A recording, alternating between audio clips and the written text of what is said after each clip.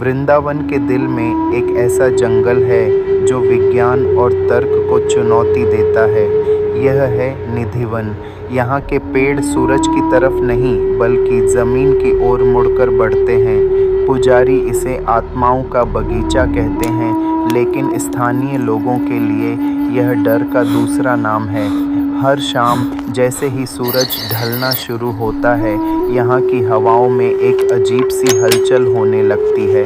बंदर, पक्षी और यहाँ तक कि कुत्ते भी शाम होते ही इस जंगल को छोड़कर भाग जाते हैं।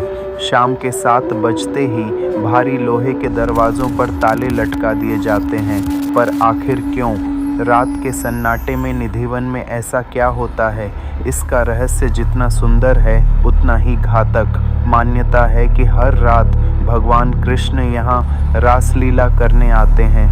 दिन में दिखने वाले ये टेढ़े मेढ़े पेड़ असल में वो गोपियाँ हैं जो रात होते ही रूहानी रूप ले लेती हैं। इस दावे को परखने के लिए हमें रंग महल को देखना होगा। हर रात पुजारी यहाँ एक बिस्तर सजाते हैं और भगवान के लिए पानी और प्रसाद छोड़ देते हैं। दरवाज़ों को बाहर से ताला लगाया जाता है।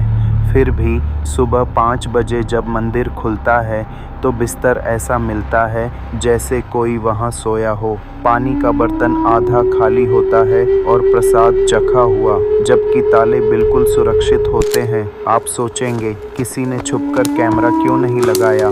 कोशिशें तो हुईं, पर अंजाम भयानक था। जिन्होंने झाड़ियों में छुपकर सच देखना चाहा, वो अगली सुबह फिर कभी वैसी कहानी नहीं सुना पाए।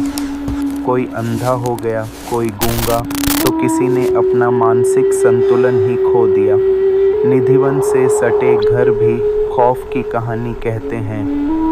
जंगल की तरफ एक भी खिड़की नहीं है। जो थीं उन्हें ईंटों से हमेशा के लिए चुनवा दिया गया है। लोग कहते हैं कि आधी रात को दीवारों के पार घुंघरुओं की झंकार सुनाई देती है।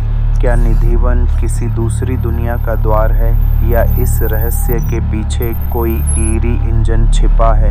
एक बात तय है, इस जंगल में जिज्ञासा सिर्फ जान ही नहीं लेती, यह रूह को मिटा देती है। मैं हूँ द ईरी इंजन।